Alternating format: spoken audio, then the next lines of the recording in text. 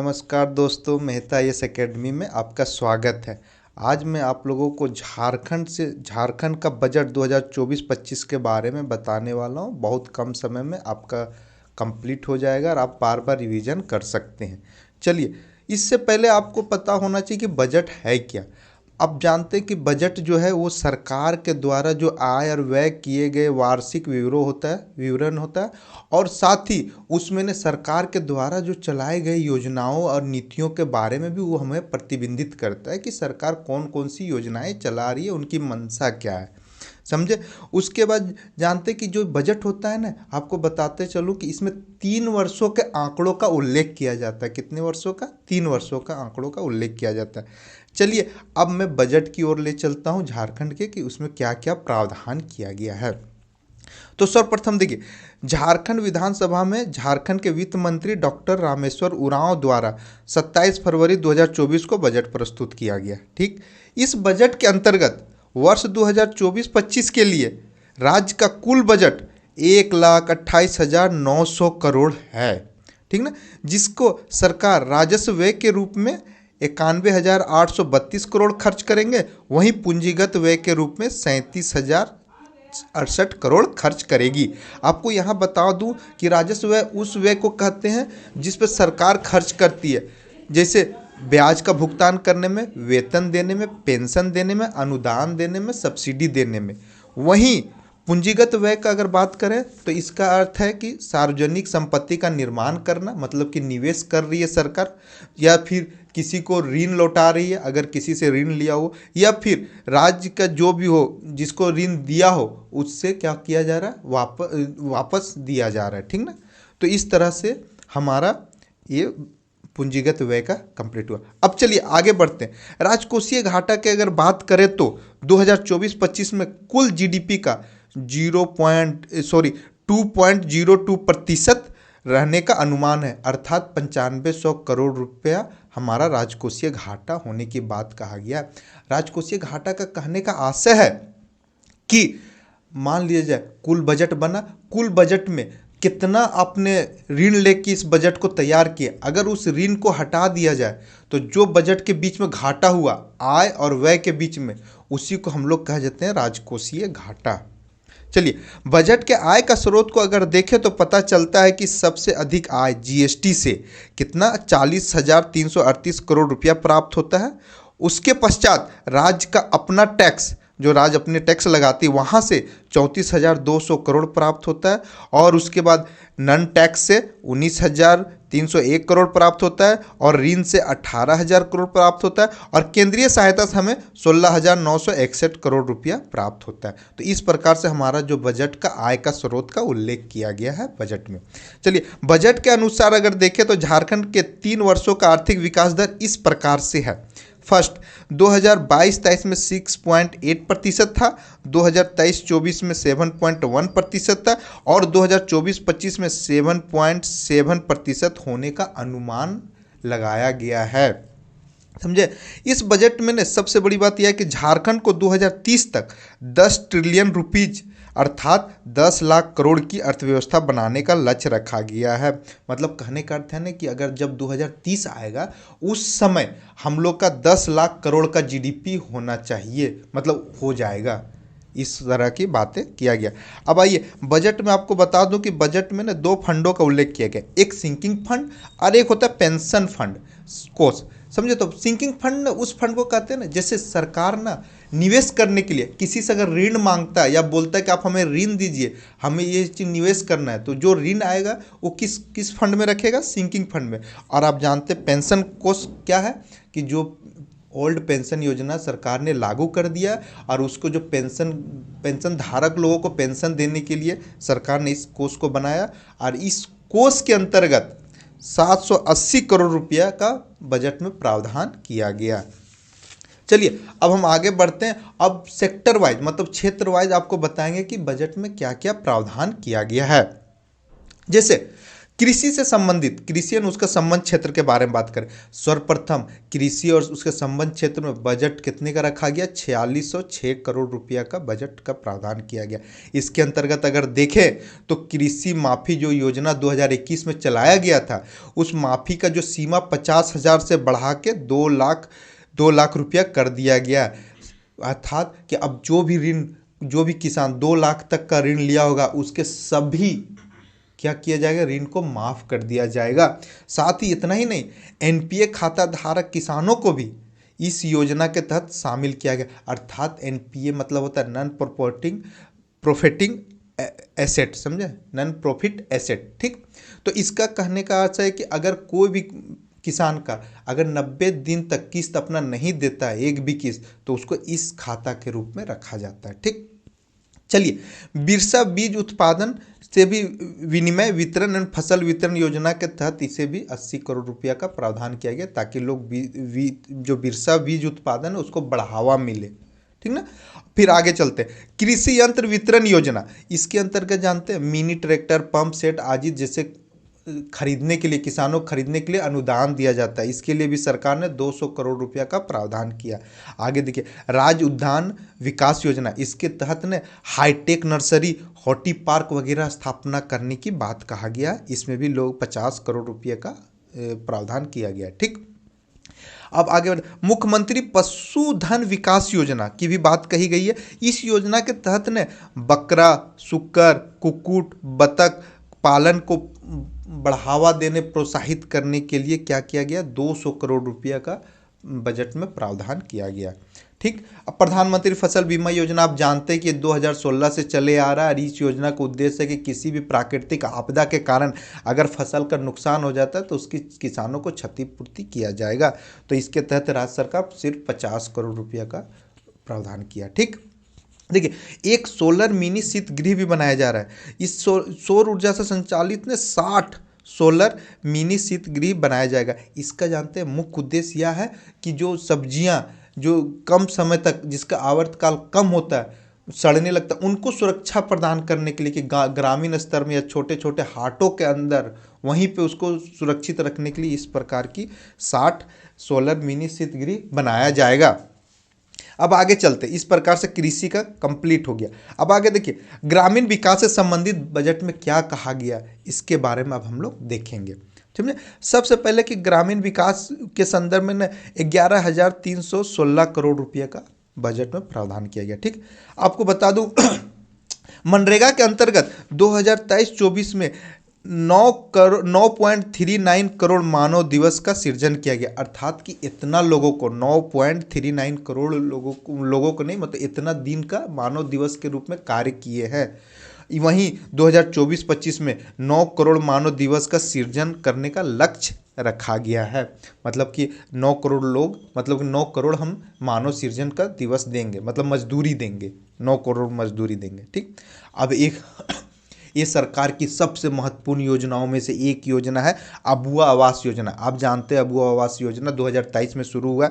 इसमें आप जानते हैं अभी कि 3 कमरों का है, या उन्हीं व्यक्तियों को दिया जाएगा जो प्रधानमंत्री आवासीय योजना के अंतर्गत लाभ नहीं मिला है या नहीं मिलने वाला है, उनको दिया जाएगा। इसके तहत जानते हैं 5 किस्तों में 2 लाख आर्थिक सहायता देने की बात कही गई है, और इस वर्ष 4831 करोड़ का बजट में प्रावधान रखा गया।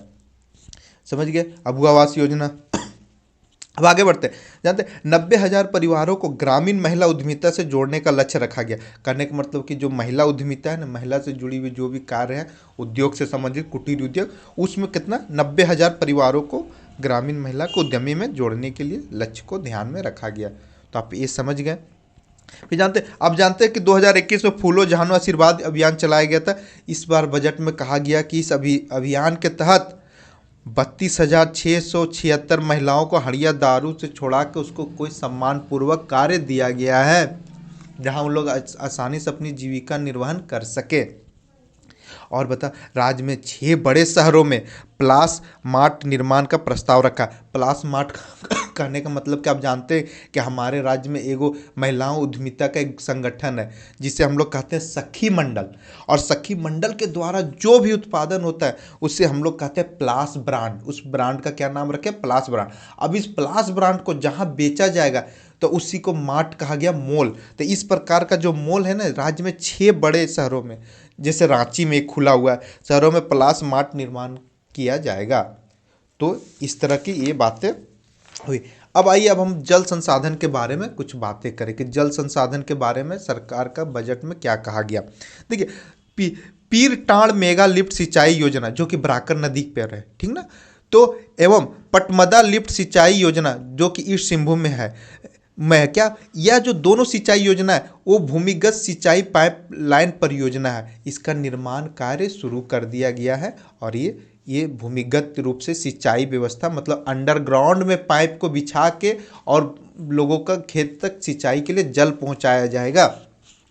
और एक जानते, पलामू पाइपलाइन सिंचाई योजना भी चलाया जा रहा है, बहुत बड़ा सिंचाई योजना है। ये करीब 456 करोड़ रुपये की लागत से तैयार किया जा रहा है। ये पूरे पलामू प्रमंडल में पेयजल एवं सिंचाई से संबंधित यह योजना, आप इसे याद रखिएगा, ये सिर्फ सिंचाई नहीं, पेयजल से भी संबंधित है। बहुत बड़ा पाइपलाइन, क्योंकि आप जानते हैं कि पलामू प्रमंडल को झारखंड का जैसलमेर भी कहा जाता है। तो यहाँ पे अर्थात कहने का अर्थ है कि यहाँ पे जल का अभाव है, इसीलिए जल को पूर्ति करने के लिए इस प्रकार की बहुत बड़े योजनाओं को संचालन किया जा रहा है।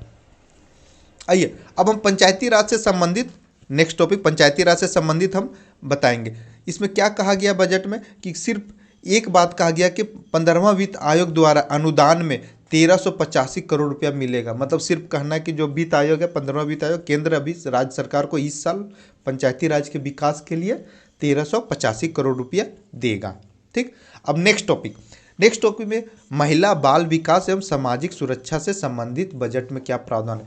इस बजट में जानते हैं महिलाओं से संबंधित 8021 करोड़ रुपया का बजट में रखा गया है इस बार बजट। अब जानते हैं इसके अंतर्गत, देखिए, मुख्यमंत्री सर्वजन पेंशन योजना, आप जानते हैं कि 60 वर्ष से ऊपर होने के बाद सभी व्यक्तियों को पेंशन दिया जाता है, कुछ को छोड़ के अपवाद स्वरूप। फिर इसी बजट के अंतर्गत कहा गया कि 2025 तक 2500 आंगनबाड़ी केंद्र भवन का निर्माण किया जाएगा, समझे। और दिव्यांग कल्याणार्थ योजना भी चलाया जा रहा है। और आपका एक जानते हैं इनका जो सबसे महत्वपूर्ण योजना सावित्री बाई फुल्ले किशोर समृद्धि योजना का भी इस बजट में उल्लेख किया गया। इसमें यही कहा गया कि 8 से 12 वर्ष के बच्चियों को उनके स्कूल लाने का, पढ़ाने का और उनका विवाह देरी से करने के उद्देश्य से यह योजना बनाया गया, ताकि विवाह करीब 18 साल के बाद हो, उस सबको ध्यान में रख के इसके तहत आप जानते हैं कि 40,000 रुपया दिया जाता है।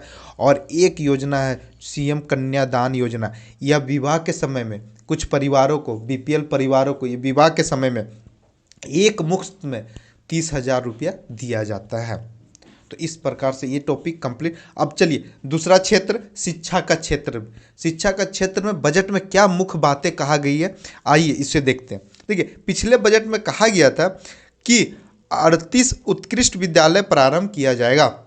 इस बजट में कहा गया कि 325 प्रखंड स्तरीय लीडर स्कूल का संचालन प्रारंभ करेगा। मतलब इस साल 325 किस स्तर पर? प्रखंड स्तर पर क्या लीडर स्कूल का संचालन प्रारंभ किया जाएगा।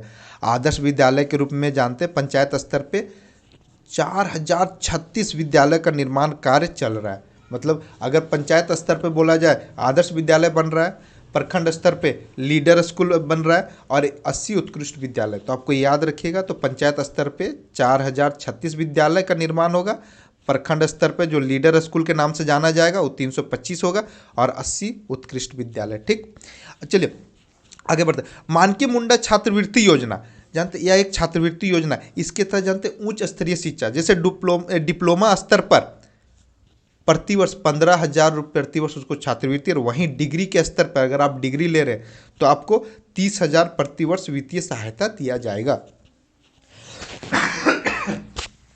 देखिए, आइए एक जानते हैं टेक्नोलॉजी, बीआईटी सिंदरी में स्टेट टेक्नोलॉजी पार्क की स्थापना किया जा रहा है। जैसे कि आजकल जान रहे डिजिटल इंडिया हो रही है, सब चीज़ डिजिटल प्रौद्योगिकी, नया नया टेक्नोलॉजी आ रहा है, तो इसको बढ़ावा देने के लिए राज्य ने बीआईटी सिंदरी, आप जानते हैं बीआईटी सिंदरी धनबाद में, वहाँ पे स्टेट टेक्नोलॉजी पार्क की स्थापना किया जा रहा है। ये बहुत सारे एग्जाम के पॉइंट ऑफ व्यू से ज़्यादा इंपॉर्टेंट है। ठीक, आगे बढ़ते देखिए, प्रारंभिक एवं माध्यमिक शिक्षा पर सरकार बोली है कि 12,314 करोड़ रुपया खर्च करेंगे। वहीं उच्च शिक्षा पर 2,411 करोड़ रुपया खर्च किया जाएगा।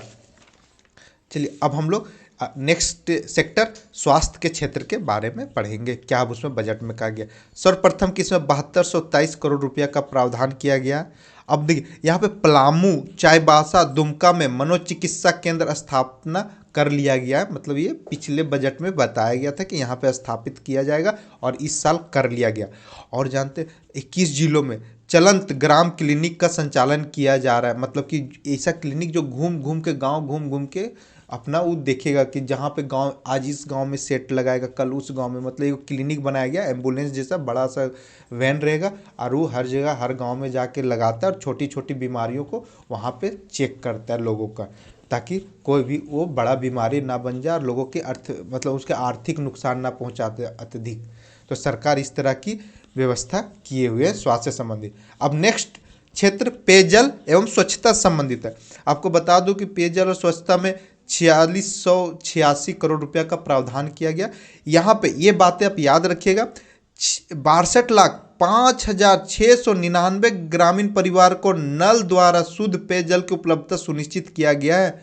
मतलब 62,05,699 कहाँ, ग्रामीण परिवार, शहरी ने ग्रामीण परिवार को नल से जल का उपलब्ध करा दिया गया। बस अब नेक्स्ट सेक्टर खाद्य सुरक्षा संबंधित। खाद्य सुरक्षा संबंधित लाभार्थियों की संख्या जो 20 लाख से बढ़ाकर 25 लाख करने का इस बजट में रखा गया, प्रस्ताव रखा गया। वहीं डीलर जो कि हम लोग को पीडीएस जो हम लोग को अनाज देता है, वो डीलर का जो कमीशन था वो 100 रुपये प्रति क्विंटल था, अब उससे बढ़ा के कर दिया गया 150 रुपये प्रति क्विंटल। ठीक, अब आइए हम लोग नेक्स्ट सेक्टर देखते हैं, श्रम नियोजन कौशल विकास। इसके अंतर्गत देखा जाए तो मुख्यमंत्री सारथी योजना सबसे इंपॉर्टेंट योजना है कौशल विकास से संबंधित झारखंड सरकार की। यहाँ पे लक्ष्य रखा गया था कि 1.4 लाख लोगों को क्या करेंगे, कौशल देंगे। लेकिन जानते हैं इस अभी तक कितना लोगों को कौशलता दे चुका है, आधे लोगों को 75,000 लोगों को क्या कौशलता दिया गया है। ठीक, अब नेक्स्ट सेक्टर चलते हैं, एसटी एससी ओबीसी और अल्पसंख्यक कल्याण से संबंधित योजना। ठीक ना, इसमें जानते 3,011 करोड़ का प्रावधान किया गया है। और इसमें से सबसे इम्पोर्टेंट जो योजना है ना, मरान गोमके जयपाल सिंह मुंडा परदेसिया छात्रवृत्ति योजना। इसमें जानते उच्च शिक्षा कहाँ पे, विदेशों में, विदेश में भी कहाँ, सब जगह नहीं, ये great Britain and northern Ireland में दिया जाएगा। और यहाँ पे मास्टर एमफिल जैसी डिग्रियों के लिए क्या होगा, वित्तीय सहायता दिया जाएगा, 1 से 2 सालों के लिए आपको वो मिलता है। इसका पूरा ये अच्छे से डिटेल से योजना चलाया गया है, बना हुआ, आप उसे देख लीजिएगा। ठीक ना, फिर चलिए आगे देखते हम लोग वन पर्यावरण, समझे, वन पर्यावरण से संबंधित हम लोग देखते हैं, समझे। इसमें कहा गया ना, देखिए यहाँ पे ये बात को आप नोट कीजिएगा, बहुत इंपॉर्टेंट बात है। राज्य का वन आवरण एवं वृक्षारोपण बढ़कर राज्य के कुल भौगोलिक क्षेत्र का 34% से अधिक हो गया है। यानी कि हमें लक्ष्य प्राप्त था 33% करने का वृक्षारोपण और वन को जोड़ के, लेकिन अब हमारे पास क्या हो गया, 34% प्लस हो गया। यदि हम लोग उस अचीवमेंट को जो केंद्र सरकार की वन नीति है उसको हम लोगों ने प्राप्त कर लिया है, समझे। और आपको जानते हैं एक प्रमुख योजना चलता है मुख्यमंत्री जन वन योजना, और यह योजना आप बताइएगा कि कब आया था और इसमें कितने प्रतिशत सब्सिडी का बात किया गया। ठीक, चलिए आगे बढ़ते हैं।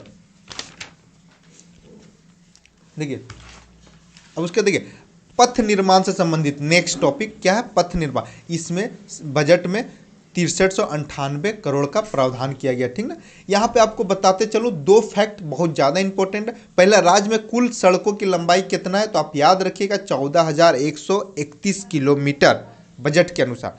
और वही बजट के पथ का घनत्व, मतलब कि कितना घनत्व है, 1000 किलोमीटर स्क्वायर में कितना घनत्व है, तो आपको बता दूं 177 किलोमीटर प्रति 1000 किलोमीटर स्क्वायर यानी क्षेत्र में बना हुआ है सड़क।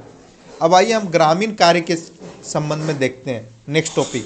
तो ग्रामीण क्षेत्रों में ना 5,114 करोड़ रुपया, जिसमें से मुख्यमंत्री ग्राम सड़क योजना के तहत 1000 किलोमीटर पथों का निर्माण किया जाएगा। और वहीं मुख्यमंत्री ग्राम सेतु योजना के तहत 70 पुल का निर्माण कराया जाएगा। अर्थात मुख्यमंत्री ग्राम सड़क योजना तहत 1000 किलोमीटर सड़क बनाई जाएगी और 70 पुलों का भी निर्माण कराया जाएगा। लेकिन जो हमारा 2001 से प्रधानमंत्री ग्राम सड़क योजना जो चल रही है, उसके तहत कितना 2500 किलोमीटर सड़क और 200 पुलों का निर्माण किया जाएगा। यह हुआ हमारा ग्राम से संबंधित योजना, जहाँ पे सड़क और पुल बनाया जाएगा। अब नेक्स्ट टॉपिक नगर विमानन। नेक्स्ट सेक्टर क्या है? नगर विमानन। अब देखिए नगर विमानन में क्या है ना कि बिरसा मुंडा हवाई अड्डा आप जानते हैं रांची में, इसका विस्तारीकरण किया जा रहा है, मतलब फैलाया जा रहा है और लंबा चौड़ा किया जा रहा है। इसके लिए सरकार ने 301 एकड़ भूमि को अधिग्रहण करके और जो नेशनल राष्ट्रीय नगर निगम है ना, नगर विमानन कंपनी अथॉरिटी, उन्हें दे दिया जा रहा है, ठीक ना। और आपको पता है दुमका और बोकारो का जो घरेलू हवाई अड्डा है, उसका उड़ान लगभग प्रारंभ होने वाला है। हो सकता है इस अप्रैल मंथ में मोदी जी आके उद्घाटन करेंगे, ठीक ना। आज आम जनता के लिए सस्ते दर पे आप जानते हैं एयर एम्बुलेंस की सेवा शुरू कर दिया गया। और ये आपको पता है कि बिरसा मुंडा जो हवाई अड्डा है वहाँ से एयर एम्बुलेंस की क्या किया गया, शुरुआत किया गया, ठीक ना। झारखंड उड्डयन संस्थान नामक सोसाइटी का गठन किया, एक सोसाइटी का गठन किया है जिसका नाम है झारखंड उड्डयन संस्थान नामक सोसाइटी। इसका मेन उद्देश्य है ना कि जो राज्यों में अब जो बहुत ज़्यादा क्या होने वाला है, घरेलू एयरपोर्ट बन रहा है, उसके सुगम संचालन के लिए एक अथॉरिटी होना चाहिए, उसी पर यह अथॉरिटी कार्य करेगी, ठीक है।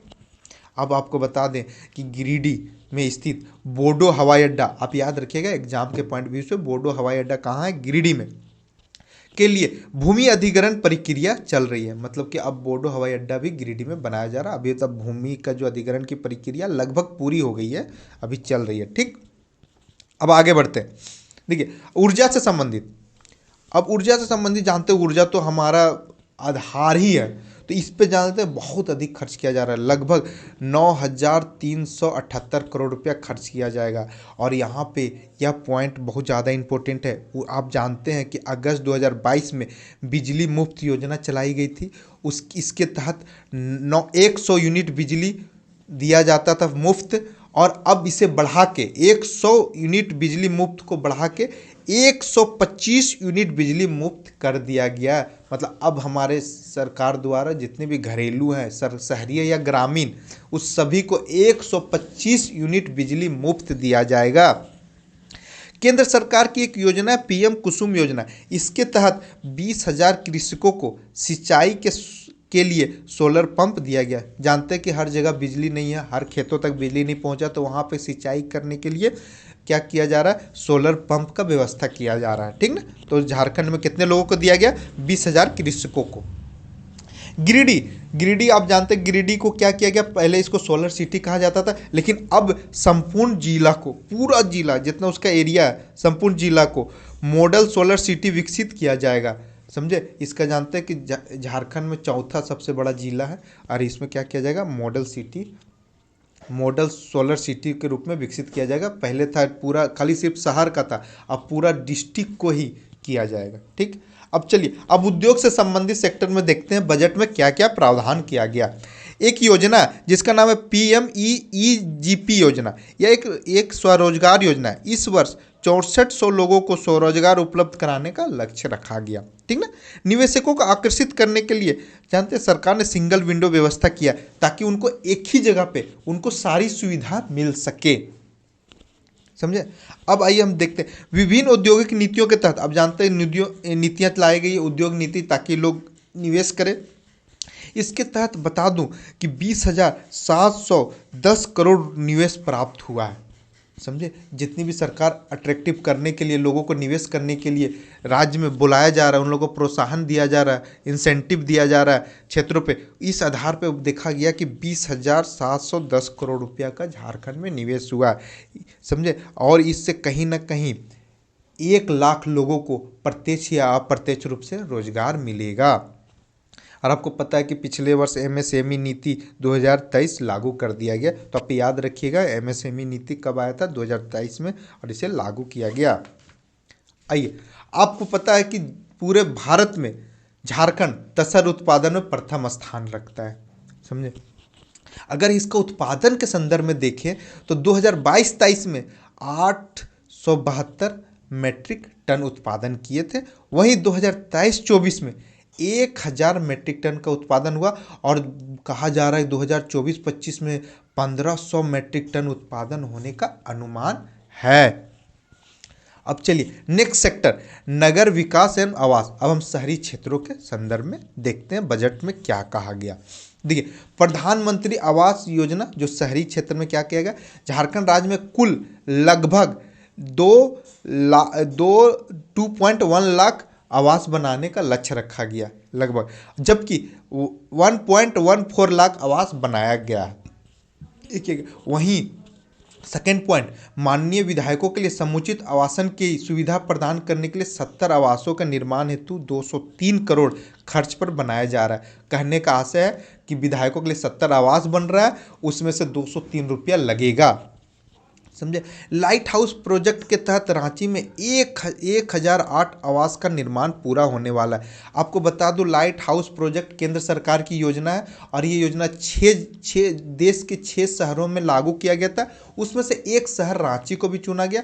लाइट हाउस प्रोजेक्ट का आशय है कि इस प्रकार से हाउस को बनाया जाए जो बहुत हल्का से, मतलब कम लागत से बन जाए, ताकि जो शहरों में जो गरीब है, जिसके पास आवास नहीं है, उन्हें आवास मुहैया कराया जाए। इस उद्देश्य से लाइट हाउस प्रोजेक्ट का शुरुआत किया गया, ठीक ना। झारखंड में जो स्ट्रीट वेंडर को स्मार्ट पहचान पत्र दिया जा रहा है। स्ट्रीट वेंडर मतलब जो आपको क्या बोला जाता है, जो फुटपाथ पे जो लोग लगाते हैं ठेला वगैरह, रेवड़ी, उन लोग के लिए एक स्मार्ट पहचान पत्र दिया जाएगा, हाँ ये यहाँ पे काम करता है। आपको बता दूं, ये इंपॉर्टेंट टॉपिक है, नमामि गंगे योजना के तहत दामोदर नदी को भी शामिल किया गया। किस योजना, नमामि, क्योंकि गंगा नदी में क्या दामोदर नदी मिलता है, अगर गंगा दामोदर को नहीं साफ किया जाएगा तो गंगा भी साफ नहीं होगी, तो इसलिए इस योजना के तहत दामोदर नदी को शामिल किया गया। और इसके अंदर जो प्रोजेक्ट चलाया जा रहा है वो फुसरो में, रामगढ़ में, धनबाद में सीवेज ट्रीटमेंट प्लांट लगाया जा रहा है, मतलब यहाँ पे पानियों को प्यूरिफाई करके छोड़ा जाएगा। तो सीवेज क्या हो रहा है, ट्रीटमेंट, अगर कितना गंदा। आपको बता दो, फुसरो बोकारो में 40 मिलियन लीटर पर डे साफ होगा। वहीं रामगढ़ में 40 मिलियन लीटर पर डे क्या होगा, वाटर को साफ किया जाएगा। और धनबाद में 192 मिलियन लीटर पर डे क्या होंगे, पानी को प्यूरिफाई किया जाएगा। ये बात हुआ।